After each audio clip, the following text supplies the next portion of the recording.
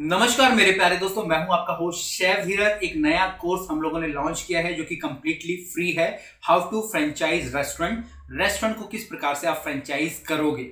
Franchise करना, उसको बेचना बिल्कुल अलग होता है। अगर कोई आप अपना आउटलेट चला रहे हो तो आपको ये समझना होगा कि किस प्रकार से एक रेस्टोरेंट की फ्रेंचाइजी अगर आपको बाद में बेचनी है तो सेटअप कैसे होता है।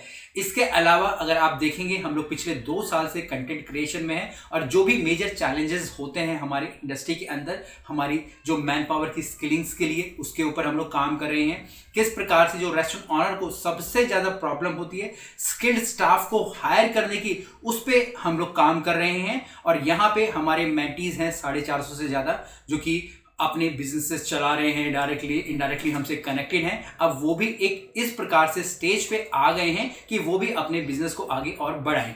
यहाँ पे हमने अपनी खुद की कुछ सर्विसेज भी स्टार्ट करी हैं जो कि रेस्टोरेंट या फूड बिजनेस की फ्रेंचाइजी से हैं, जिनको कि मैं आपको थोड़ा बाद में बताऊंगा।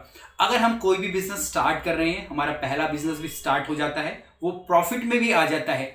बट अगर मैं सोचूं उस सेम बिजनेस से मैं प्रॉफिट कमा के एक नया आउटलेट खोल लूंगा तो वो बहुत ही ज्यादा मुश्किल होता है। इवन रेस्टोरेंट बिजनेस के अंदर साल या 1.5 साल तक तो आपको किसी भी प्रकार का रेवेन्यू या फिर प्रॉफिट नहीं आ रहा होता है। तो इस स्टेज में या इस सिचुएशन में अपने मॉडल को फ्रेंचाइज करना एक सबसे बेस्ट तरीका होता है। बट वो तभी होता है जब आपकी जो फ्रेंचाइजी है या जो आपका बिजनेस मॉडल है वो सही है और आप कैश पॉजिटिव भी हो। ऐसा नहीं होना चाहिए कि आपके पास कोई भी मॉडल नहीं है और आप अपनी फ्रेंचाइजी सेल करने के लिए जा रहे हो। यहाँ पे जो हमारी सर्विसेज हैं वो सबसे पहली है कि हम आपकी जो फ्रेंचाइजी मॉडल है वो क्रिएट करेंगे। दूसरा, यहाँ पे अगर आपके पास आपकी फ्रेंचाइजी का मॉडल खुद ही क्रिएट हो गया है या आपके पास पहले से है, या आप हमारी वीडियोस से, जो कि काफी सारी आने वाली है, लगभग 10 करीब इसके पार्ट होने वाले, उसके सीखने के बाद आप अपने आप खुद ही क्रिएट कर लेते हो। आपको सिर्फ जो लीगल एग्रीमेंट है जो हमारे, उनकी आवश्यकता है। फ्रेंचाइजी के जो लीगल एग्रीमेंट ड्राफ्ट करवाने हैं उसके लिए भी आप हमसे कांटेक्ट कर सकते हो, क्योंकि उम्मीद करते हैं कि आप हमारी वीडियोस के द्वारा खुद ही सीख जाओगे। और तीसरा, यहाँ पे जो हमारी सर्विस है कि आपकी जो पहली 2 चीजें हैं वो कंप्लीट हैं और आप अपनी फ्रेंचाइजी को सेल करना चाहते हो तो आप भी हमारे प्लेटफॉर्म पे आके हमारे जो दिल्ली के अंदर हमसे मिलके या ऑनलाइन ही हमसे कनेक्ट होके वो चीजें कर सकते हो। यहाँ पे सबसे पहली जो कंडीशन यही है कि आप कैश पॉजिटिव होने चाहिए, आपको प्रॉफिट आ रहा होना चाहिए।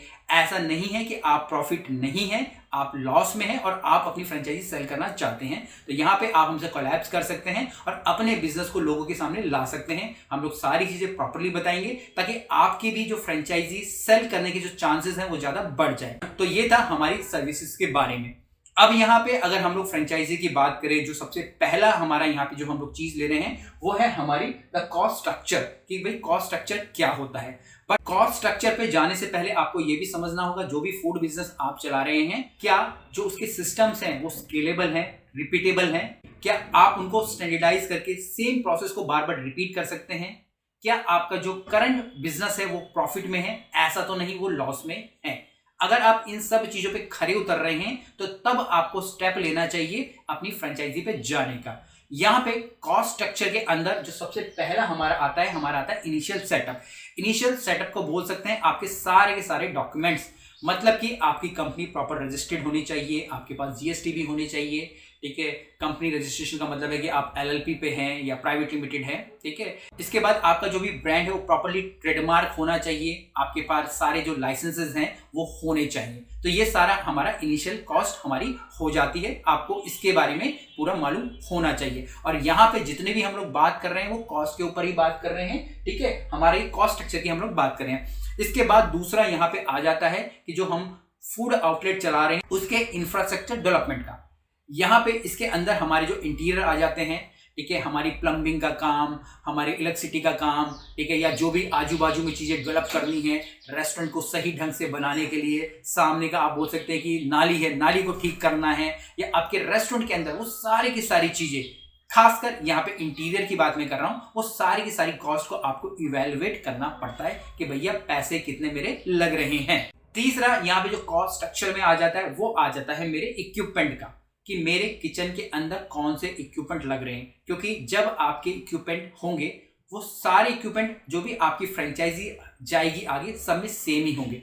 तो जो भी इक्विपमेंट लग रहे हैं उनकी कॉस्टिंग आपको पता होनी चाहिए, कौन से इक्विपमेंट लग रहे हैं वो आपको पता होना चाहिए, कहां से वो मिलेंगे, उनका ब्रांड क्या होगा, सब कुछ आपको मालूम होना चाहिए। स्पेशली कॉस्ट तो आपको मालूम ही होनी चाहिए। इसके बाद इसमें आ जाता है आपकी टेक्नोलॉजी का। टेक्नोलॉजी के अंदर आप जो भी सॉफ्टवेयर यूज कर रहे हैं या किचन इक्विपमेंट के अंदर अगर आप ऑटोमेशन पे काम कर रहे हैं, IoTs हमारे होते हैं, ठीक है, जिसमें कि आप सिस्टमेटिक ढंग से किचन को ऑटोमेट करते हैं, वो सारी की सारी टेक्नोलॉजी का आपको पता होना चाहिए। उन पे क्या कॉस्ट लगने वाली है, चाहे आपकी SOPs डेवलप करवानी हो सॉफ्टवेयर के थ्रू, आपके ह्यूमन रिसोर्सेज को देखना हो, ठीक है, आपकी सैलरी के जो स्ट्रक्चर्स हो जाते हैं उनको डिसाइड करना, वो सारी की सारी चीजें, क्योंकि ये सारे काम भी अब टेक्नोलॉजी के द्वारा हो सकते हैं, तो आपको ये सारी की सारी चीजें डिसाइड करनी पड़ेंगी। इसके बाद यहाँ पे हमारा मार्केटिंग प्लान आ जाता है कि भैया आपने दुकान तो खोल ली है, सब कुछ हो गया है, बट कस्टमर कैसे आएंगे, कस्टमर कैसे आएंगे, इसके लिए आपको प्रॉपरली मार्केटिंग प्लान बनाना पड़ता है।